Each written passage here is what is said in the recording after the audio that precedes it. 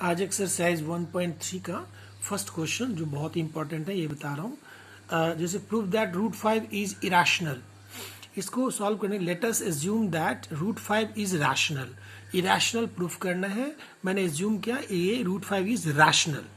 तो रैशनल में root 5 is equal to a by b where a and b are coprime. अब coprime number क्या होता है? If two numbers do not have common factor other than 1 then they are called को prime numbers. जैसे 6 and 25। अब 6 और 25 में देखो एक ही कॉमन फैक्टर है जो 1 है, 1 के अलावा कोई कॉमन फैक्टर नहीं है इसका। अब बी को मैं अब इधर ले गया तो क्रॉस तो root 5 b is equal to a, squaring both side तो 5b square is equal to a square. यहाँ इंपॉर्टेंट है, अब 5 divides a square, a square को 5 डिवाइड करते हैं।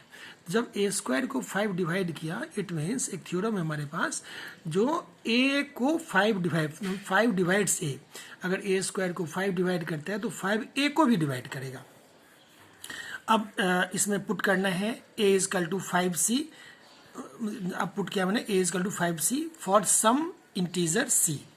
अब ए की वैल्यू इक्वेशन नंबर फर्स्ट में पुट कर रहा हूँ इसमें, तो पुट किया तो 5b square is equal to 5c का होल स्क्वायर, 5b स्क्वायर अब ये 525c स्क्वायर, तो b square is equal to 5c divide किया तो ये 5 कैंसिल हो गया।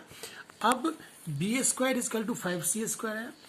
अब similarly 5 divides b square then 5 also divides b। अगर 5 अगर b स्क्वायर को डिवाइड करता है तो 5 b को भी डिवाइड करेगा। It means a and b have at least 5 as a common factor. इसका मतलब ये हो गया जो 5 तो कॉमन फैक्टर है ही a और b का।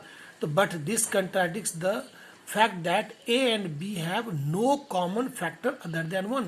जो हमारा एजम्पशन था जो कोई भी कॉमन फैक्टर नहीं है, ये हमारा आवर एजम्पशन इज रॉन्ग। ये रॉन्ग है एजम्पशन, जो हमने rational number root 5 is rational लिया था वो रॉन्ग है हमारा assumption. So we conclude that root 5 is irrational. इसी पर एक्सरसाइज 1.3 सॉल्व करना है और same process root 2, root 3, root 7 पे प्रैक्टिस करना है।